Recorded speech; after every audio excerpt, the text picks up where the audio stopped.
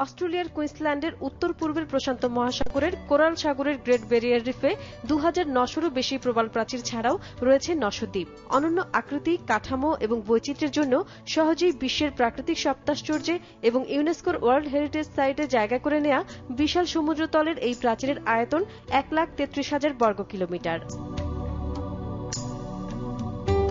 প্রতি বছর ২০ লাখ পর্যটকের স্কুবা ডাইভিং, নৌকা আর বিমান ভ্রমণে দূষিত হয়ে পড়ছে বিশ্বের জলজ প্রজাতির আবাসের সবচেয়ে বড় কাঠামোটিতে। অনেক ক্যারিসমাটিক জীব ছাড়াও ১৫০০ প্রজাতির মাছের সঙ্গে রয়েছে ৪০০ প্রজাতির কোরাল। বেঁচে থাকার জন্য কোরালের ২৫ থেকে ২৯ ডিগ্রি সেলসিয়াস তাপমাত্রার পানির প্রয়োজন হলেও জলবায়ুর পরিবর্তন আর সাগরের তাপমাত্রা বেড়ে যাওয়ায় এর অস্তিত্ব আজ বিপন্নপ্রায়। কোরালের বিলুপ্তি রোধে গবেষণায় লেগে যান সিডনির বিজ্ঞানীরা। একটি পাত্রে -১৯৬ ডিগ্রি সেলসিয়াস তাপমাত্রায় ৭ বিলিয়ন কোরালের শুক্রাণু আর ৫.৫ বিলিয়ন ডিম্বাণু হিমায়িত করে সংরক্ষণে প্রথমবারের মতো সফল হন তারা।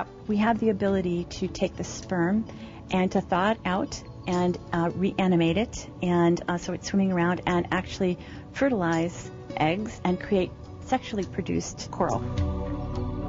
গবেষকদের এই সাফল্যে কোরাল সংরক্ষিত থাকবে শত শত বছর। We start saving the reef right now for whatever purpose we use in the future, whether it's in 5 years' time or 100 years' time.